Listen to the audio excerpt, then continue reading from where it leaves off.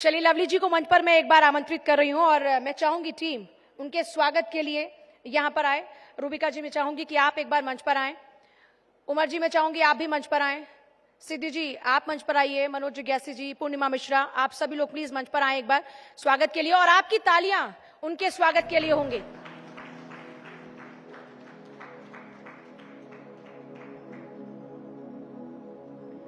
Doctor Amit Chopra ji को भी मैं चाहूंगी एक बार वो मंच पर आए स्वागत के लिए। अर्पित चोपड़ा, माफ कीजिएगा।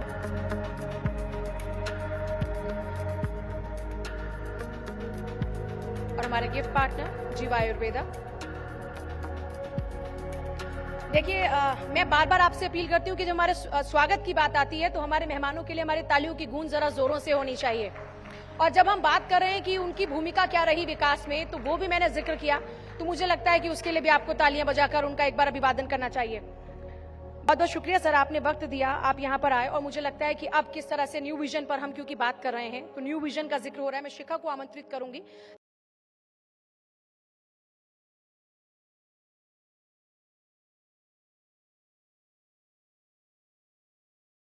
पूर्णिमा मिश्रा का सेशन दरअसल है ये। पूर्णिमा, ओवर टू यू।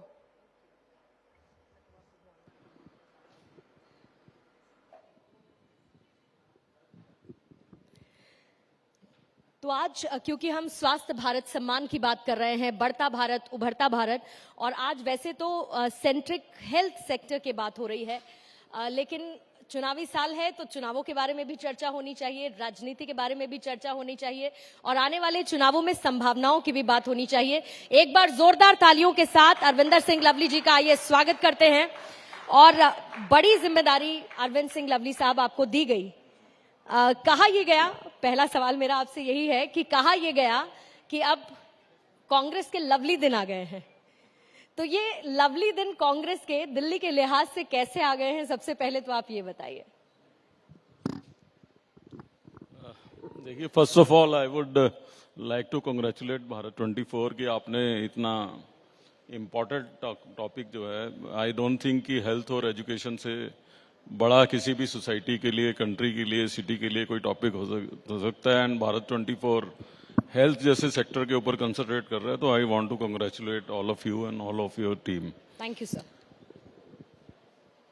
आपने अभी कहा कि कांग्रेस के अच्छे दिन आएंगे, या जो भी आपने कहा कि बढ़िया दिन आएंगे।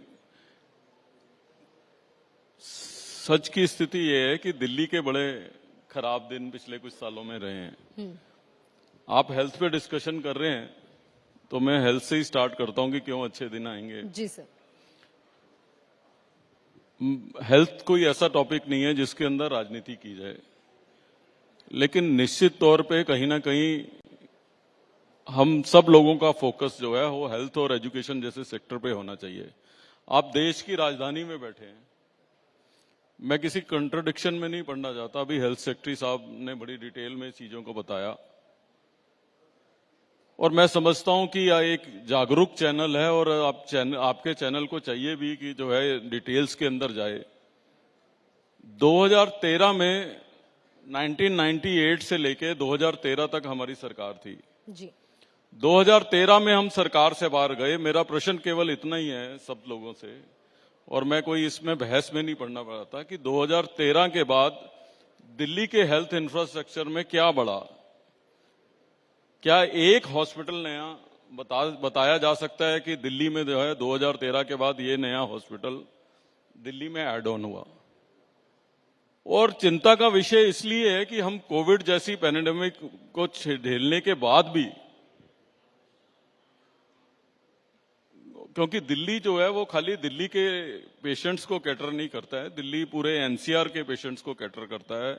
दिल्ली में जो है दूर दराज के इलाके, बिहार, उत्तर प्रदेश, हरियाणा, पंजाब, हिमाचल के लोग भी अगर उनको कोई सीरियस बीमारी हो जाती है तो वो अपनी स्टेट की बजाय दिल्ली में आके इलाज कराना पसंद करते हैं, चाहे वो दिल्ली के प्राइवेट हॉस्पिटल्स हों, गवर्नमेंट हॉस्पिटल हों। तो मेरा तो एक सिंपल सा क्वेश्चन है, जब इतना हम हेल्थ इंफ्रास्ट्रक्चर में आगे बढ़ रहे हैं तो दिल्ली में क्या एडिशन हुआ है? और इवन आफ्टर कोविड के अंदर अगर आप सब लोगों को याद हो, हमारे बहुत सारे नौजवान साथी यहां पे बैठे हैं, दिल्ली में स्थिति यह थी कि ऑक्सीजन के लिए लोग मारे मारे फिर रहे थे।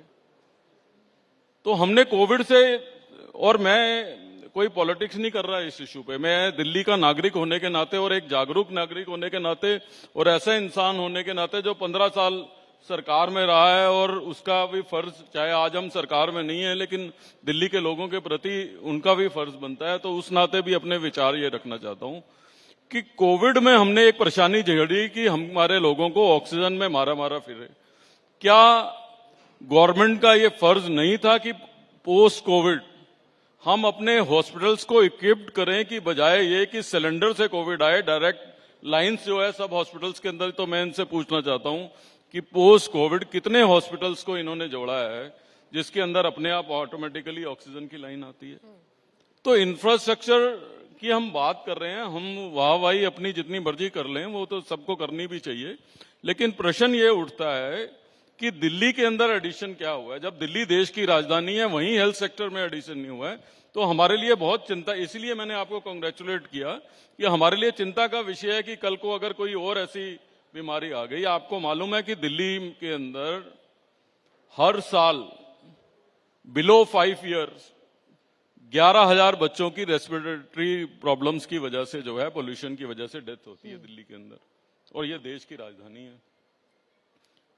तो हम हेल्थ सेक्टर तो अपने आप में, और मैं इसीलिए आपको बारंबार मुबारकबाद देना चाहता हूं कि सबसे ज्यादा आवश्यकता और इतना बड़ा बीमारी और इतने बुरे हालात को झेलते हुए किसको नहीं मालूम कि दिल्ली में जो है हालत ये हो गई थी कि हॉस्पिटल्स ऑक्सीजन नहीं प्रोवाइड कर पा रहे थे। दिल्ली के अंदर हमारा मेडिकल इंफ्रास्ट्रक्चर इस तरीके से फेल हो गया था कि यहाँ तक कि हम दवाइयां नहीं जो है उपलब्ध करा पा रहे थे लवली लोगों सर, को। वो तस्वीर कोविड के समय हर किसी ने देखी। नहीं, हर किसी से उससे हर कोई उससे जूझा था, और ऐसा भी हुआ कि लोगों से जितनी मदद बन पड़ी लोगों ने उतनी मदद की। सरकार ने लेकिन बार बार ये कहा कि हमने तमाम जरूरतों को पूरा किया। सरकार ने अपनी पीठ भी थपथपाई, और मैं दिल्ली सरकार की बात करूंगी। दिल्ली सरकार ने ये कहा कि हमने हर एक मरीज की जरूरत को पूरा किया। हमने अस्पताल में बेड्स उपलब्ध करवाए, हमने क्वारंटीन सेंटर्स बनवाए, हमने खाना पहुंचवाया, हमने सिलेंडर्स पहुंचवाए, हमने दवाइयां तक पहुंचवाई। लेकिन सर, दिल्ली जिस तरीके से आपने शीला दीक्षित सरकार के समय काम किया, सराहनीय काम है, और दिल्ली की तस्वीर बदली। लेकिन उसके बाद तो दिल्ली पूरी तरीके से केजरीवाल सरकार ने आपसे ले ली। फिर उन्होंने बात की कि हम तो मोहल्ला क्लिनिक बना रहे हैं। उन्होंने इस बात का भी जिक्र किया कि हम हेल्थ सेक्टर में बड़ी उपलब्धता करा रहे हैं लोगों को। क्या आपको कभी मौका मिला मुआयना करने का कि मैं जाऊं मोहल्ला क्लिनिक देखूं किस तरीके की व्यवस्था की गई है? सराहनीय लगता है आपको जो किया दिल्ली की अरविंद केजरीवाल सरकार ने? ठीक है, देखिए मैं आपकी बात का जवाब देता हूं, मगर मैं एक बात को कंप्लीट करना। आप कह रहे हैं कि कोविड में सबने जूझा, और लोगों सबसे ज्यादा तो मैं जिस कम्युनिटी से बिलोंग करता हूं उस कम्युनिटी के लोग ही सड़क पे आए मदद करने के लिए। लेकिन क्योंकि सरकार ऑक्सीजन नहीं उपलब्ध कर पा रही थी, और मुझे ये मानने में कोई संशय या संदेह नहीं है, चाहे सही नीयत से मदद की हो, लोग अपने अपने दुकान से वेल्डिंग सिलेंडर लाके पार्कों में लगा लिए उन्होंने, और लोगों को ऑक्सीजन उपलब्ध करा रहे थे, जिसकी वजह से ब्लैक फंगस की बीमारी आई। क्योंकि सरकार पूरी तरीके से फेल हो गई थी ऑक्सीजन प्रोवाइड करने में। लोगों ने सोचा कि जो है कार में ऑक्सीजन दे दें, लोगों ने सोचा कि पार्क में, क्योंकि सरकार फेल हो गई। अगर सरकार सक्सेसफुल होती तो लोग अपनी दुकानों से सिलेंडर निकाल के क्यों ऑक्सीजन देते, जिसकी वजह से ब्लैक फंगस लोगों को हुआ। तो इसलिए ये कहना कि और कोई सरकार से आप कैसे उम्मीद करते हैं कि वो ये कहेगी कि हमने उपलब्ध नहीं कराया। प्रश्न ये है, तो आपका न्यूज चैनल है इसलिए मैं ये बात यहां कह रहा हूं कि प्रश्न ये है कि आपने क्या देखा। प्रश्न ये है कि लोगों को क्या सुविधा उपलब्ध थी। आप अस्पताल की बात कर रहे हैं, और मेरे लिए तो डूब मरने की और शर्म की बात थी। आप मानेंगे नहीं, पूरा दिन मैं परेशान हुआ और मेरे इमोशनली टूट गया कि लोग शमशान घाट की सिफारिश करवा रहे थे, आप अस्पताल की बात कर रहे हैं जी। अस्पताल में बेड मिलना तो दूर की बात है, लोग इस बात की सिफारिश कराते थे कि हम अपने रिलेटिव की, अपने फैमिली मेंबर की क्रिमेशन टाइम से करवा लें। तो स्थिति तो ये थी। चलो अब एक मान लिया, एक बारी एक हालात हुए और आपने उसको झेला, पूरी दुनिया ने उसको झेला। आप उससे सीखे क्या? मेरा तो ये है चिंता का विषय। आप हेल्थ पे डिस्कस कर रहे हैं इसलिए कह रहा हूं, नहीं तो मैं ये टॉपिक कभी नहीं छेड़ता। ये मेरे लिए पॉलिटिकल इश्यू नहीं है, ये मेरे लिए मेरे शहर का, और शहर भी वो जो देश की राजधानी हो, और इसकी जिम्मेवारी से दोनों सरकारें बच नहीं सकती हैं। मेरा प्रश्न ये है कि कोविड में तो चलो हमने झेला, उस समय आर्म्ड फोर्सेज ने स्पेशल हॉस्पिटल बना दिए, तीनों आर्म्ड फोर्सेज ने बना दिए, राधा स्वामी सत्संग वालों ने बना दिए, गुरुद्वारे वालों ने बना दिए, मंदिर वालों ने बना दिए। तो किसी तरीके से थोड़ा बहुत हिल गया। सवाल ये है कि उसके बाद सरकारों ने क्या सीखा, पोस्ट कोविड क्या इंफ्रास्ट्रक्चर में ऐड किया? आपकी रिपोर्ट क्या कहती है? नहीं, मेरी रिपोर्ट को छोड़िए, मैं तो आपसे प्रश्न पूछ रहा हूँ। आपकी रिपोर्ट जीरो कहती नॉट है। Even a single hospital has been added in Delhi.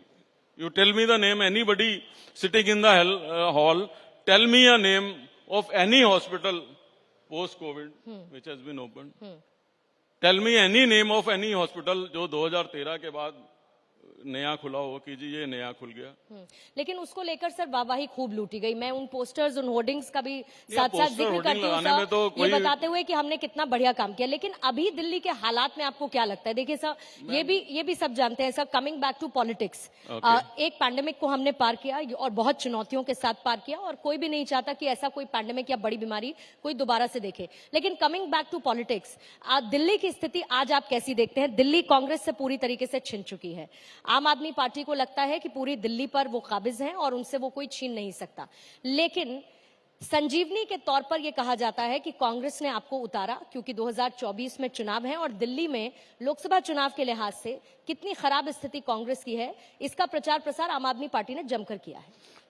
देखिए, मुझे ये मानने में कोई मैं गुरेज नहीं करूंगा कि पिछले कुछ साल दिल्ली कांग्रेस के लिए अच्छे नहीं गए हैं। मैं एक न्यूज रिपोर्टर को इंटरव्यू दे रहा था, तो वो मुझसे पूछ रहे थे कि जब आप पहले अध्यक्ष बने थे कांग्रेस के, तब हालात में क्या फर्क है था और आज अध्यक्ष बने हैं तो क्या फर्क है? तो मैंने उनसे कहा कि जब मैं पहले अध्यक्ष बना था तो हमारा संगठन कुछ ठीक हालत में था, लेकिन लोग हमारी बात सुनने को तैयार नहीं थे। आज हमारा संगठन थोड़ा कमजोर है, लेकिन लोग हमारी बात सुनने को तैयार हैं। लेकिन आपका संगठन तो सर टूट गया है, ये कहते हैं दिल्ली में। आप तो खुद पार्टी से बाहर निकले, 1 साल बाद आपकी घर वापसी हुई। आज आप इस बात का दुख जरूर जताते हैं कि बहुत सारे लोग पार्टी छोड़कर चले गए। अब उनको वापस कैसे लाएंगे? संगठन को मजबूत कैसे करेंगे? दिल्ली को कांग्रेस वापस कैसे हासिल करेगी? ये तो बड़ी चुनौतियां हैं इस वक्त। देखिए, राजनीति में चुनौती ना हो तो फिर उस राजनीति का कोई पर फायदा समय कम मजा है भी नहीं सर। आता। जनरली एक चुनौती अध्यक्ष को एक बड़ी लंबा है। समय मिलता है कि तैयारी करे, ग्राउंड पर काम करे, लेकिन आपके पास उतना समय नहीं है और आपको रिजल्ट डिलीवर करना है, तो आप कैसे करेंगे? देखिए, ऐसा है कि अकेला, मतलब मैं समझ सकता हूं कि दिल्ली के लोगों की निगाहें हैं मेरे पे। दिल्ली के कांग्रेस जन को लगता है कि ये अध्यक्ष बना है तो कुछ होगा, लेकिन अरविंदर सिंह लवली अकेला कुछ नहीं कर सकता। हम पूरा एज अ कांग्रेस टीम जो है, सब लीडर्स के साथ करके, और इसीलिए जिस दिन मैंने ऑफिशियली टेक ओवर किया था पीसीसी प्रेसिडेंट, तो दिल्ली के तमाम लीडर्स, चाहे वो पूर्व मिनिस्टर्स रहे हों, पूर्व एमपीज रहे हों, पूर्व प्रदेश कांग्रेस कमेटी के अध्यक्ष रहे हों, एआईसीसी ऑफिस बेरर रहे हों, एक्स काउंसलर रहे हों, एक्स एमएलए रहे हों, not even a single leader जो दिल्ली में है वो उस दिन अपने घर पे था। वो सबके सब वहीं थे और बहुत बड़ी संख्या में कांग्रेस के कार्यकर्ता भी जो है वहां शामिल हुए। और हमको मेहनत बहुत करनी है, अपने संगठन को ठीक करना है, लेकिन मुझे उम्मीद है कि जिस तरीके से दिल्ली के लोग, क्योंकि सबसे ज्यादा सफर अगर किसी ने किया है, अभी हम हेल्थ इंफ्रास्ट्रक्चर की बात कर रहे थे, आप मोहल्ला क्लिनिक की बात कर रहे थे। एक मोहल्ला क्लिनिक कोविड के टाइम पे नहीं खुली थी, सब बंद करके छोड़ के चले गए थे। अभी मैंने आपसे बात करी कि बहुत सारे बच्चे पोल्यूशन की वजह से डेथ हो रहे हैं। पोल्यूशन क्यों हो रही है? हम 2 मिनट में किसानों के ऊपर डाल देते हैं कि किसान पराली जला रहे हैं, इसलिए जो है पोल्यूशन हो रहा है। मैं प्रश्न ये पूछना चाहता हूं कि दिल्ली में, पूरे देश भर में एग्रीकल्चर बेस घटा है कि बढ़ा है? 2008, 9, 10 में Delhi was the greenest capital. Now Delhi is the most polluted capital. यहाँ पर आम आदमी पार्टी से कोई होता तो आपके डायरेक्ट सवालों के जवाब मैं उनसे लेती। नहीं, मैं तो कॉमन सेंस की बात, कॉमन प्रश्न पूछ रहा हूँ। But sir, at the same time आप रिवाइवल की बात करते हैं कि कांग्रेस रिवाइव करेगी, लेकिन सवाल ये है कि कांग्रेस रिवाइव कैसे करेगी? बहुत लोग ये सवाल का जवाब भी जानना चाहते हैं कि भाई आपका और आम आदमी पार्टी का रिश्ता क्या कहलाता है। इंडिया गठबंधन बन चुका है, दोनों साथ शामिल हैं उसमें, कांग्रेस भी है, आम आदमी पार्टी भी है, लेकिन राज्यों में जब आप एक मंच पर बैठते हैं तो एक दूसरे का सुपड़ा साफ करने की बात करते हैं। अलका लांबा आती हैं, वो एक स्टेटमेंट दे देती हैं, वो कहती हैं कि भाई हमसे कह दिया गया है कि हम दिल्ली की सारी लोकसभा सीटों पर चुनाव लड़ने के लिए तैयार हैं, फिर एक रिफ्ट पैदा हो जाती है। तो इसको लेकर क्लैरिटी, और दिल्ली में आम आदमी पार्टी और कांग्रेस का रिश्ता क्या है, ये भी बता दीजिए। देखिए, पूरे देश के अंदर एक अलायंस बन रहा है, इंडियन अलायंस बन रहा है, इसमें कोई दो राय की बात नहीं है। जहां तक दिल्ली लेवल की बात है, अभी हम लोगों की कोई कंक्रीट बातचीत या दिल्ली यूनिट की इन्वॉल्वमेंट उसमें हुई नहीं है, और जब समय आएगा और हाईकमान ने दिल्ली के लीडर से उनके विचार जाने हैं और सब लोगों ने अपने अपने विचार, और यही कांग्रेस की खासियत है कि खुल के अपने विचार रखने की सर कहीं देर तो नहीं आजादी हो जाएगी है। उस नहीं फैसला बिल्कुल देर नहीं हो जाएगी, बिल्कुल देर नहीं हो जाएगी। मैं अभी आपके प्रश्न का जवाब पूरा देता हूं।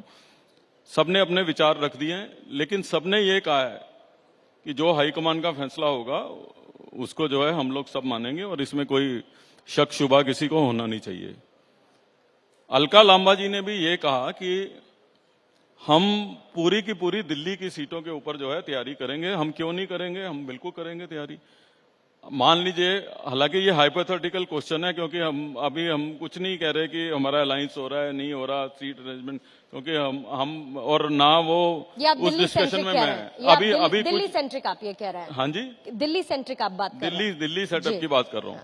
लेकिन मान लीजिए हो भी जाए तो हमें अभी ये थोड़ा पता है कि हम कहां से लड़ेंगे कहां नहीं। हम तो पूरी दिल्ली में ही तैयारी करेंगे, यही उन्होंने कहा है। उन्होंने कोई गलत बात नहीं कही है।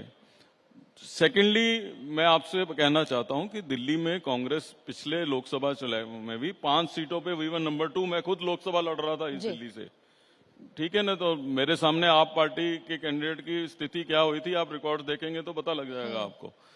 तो हम पिछली बार भी 5 सीटों पे नंबर 2 थे। मैंने एग्री करा है कि पिछले कुछ सालों से हमारा अच्छा नहीं रहा, लेकिन दिल्ली का भी हालात अच्छा नहीं रहा, कांग्रेस का हालात अच्छे नहीं रहे। आज ट्रांसपोर्ट सेक्टर है, आज एजुकेशनल सेक्टर है, आज जो लोग दिल्ली को जानते हैं अच्छे से, और मैं इसके लिए दोनों पार्टियों को जिम्मेवार मानता हूं। जिम्मेवार इसलिए मानता हूं कि एक पार्टी अच्छे से परफॉर्म नहीं कर रही, और आप कह रहे हैं कि कांग्रेस दिल्ली के हितों के लिए जिसके भी खिलाफ आवाज उठानी पड़ेगी, चुनाव लड़ना अलग बात है, हम उसके खिलाफ आवाज उठाएंगे। और कांग्रेस एक लौती ऐसी पार्टी है जिसने अपने मिनिस्टर्स को भी जेल भेजने में गुरेज नहीं किया। जब हमारी सरकार थी, अगर कोई ऐसा मौका आया कि किसी मिनिस्टर ने ठीक काम नहीं किया, गलत काम किया, तो हमने उसको भी जेल भेजने में गुरेज नहीं किया, उसके खिलाफ आवाज उठाने में गुरेज नहीं किया। अब मैं आपसे प्रश्न पूछना चाहता हूं कि और किस पार्टी ने अपने किसी मिनिस्टर के खिलाफ एक्शन लिया? तो हजारों इश्यू हुए, चाहे वो दिल्ली की पार्टी है, चाहे वो सेंटर की पार्टी खोज लिया। उनको तो ये पता है कि हमारे विलन कोई और नहीं बल्कि एलजी है, जो फाइलें दबा लेते हैं। हाँ जी, विलन कोई और नहीं बल्कि एलजी साहब हैं, फाइलें दबा लेते हैं, काम नहीं करने देते। देखिए, मैंने इसलिए कहा कि दोनों पार्टी जिम्मेवार है। मैं एक बात इस मंच के ऊपर कहना चाहता हूं, ना तो दिल्ली की सरकार अपनी जिम्मेवारी से बच सकती है। दूसरा, मेरा यह कहना है कि हम 15 साल सरकार में रहे, आज हम नहीं है सरकार में। हमारे से पहले भारतीय जनता पार्टी दिल्ली की सरकार में रही, वो आज नहीं है। पिछले 8-9 सालों से आम आदमी पार्टी की सरकार है, कल को ये भी नहीं होंगे। इंस्टीट्यूशंस को बर्बाद नहीं करना चाहिए जी। केंद्र की सरकार इंस्टीट्यूशंस को कमजोर कर रही है। कोई जरूरी नहीं है कि हमेशा ये मुख्यमंत्री रहेंगे, कोई जरूरी नहीं है कि कांग्रेस, हम 15 साल बाद हट गए, ये भी हट जाएंगे 10 साल के बाद, लेकिन आप उस इंस्टीट्यूशन को कमजोर कर रहे हो जो लोकतंत्र की बुनियाद के लिए बहुत जरूरी है, जो दिल्ली के लोगों की आवाज बनती है। जो मुख्यमंत्री अपना चपरासी की भी ट्रांसफर नहीं कर सकेगा, उसको मुख्यमंत्री कौन मानेगा? चलिए, वो तो खैर एक बड़ा मसला है और उसके लिए मैं तो एग्जैक्टली कह रहा हूँ, दोनों पार्टी बिल्कुल चाहिए होगा, लेकिन टाइम सब मुझे दिखाते हुए समय इजाजत नहीं देता, इसलिए बहुत बहुत शुक्रिया लवली जी हमारे साथ जुड़ने के लिए। एक बार जोरदार तालियां इस खास बातचीत के लिए। Thank you so much sir, thank you sir.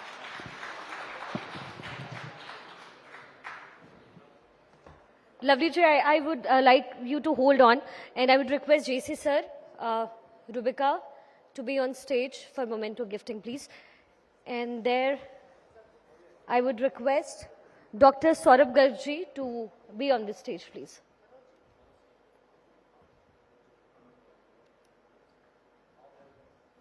Sathi, Mr. Manoj Jagyasi, please accompany sir and everyone.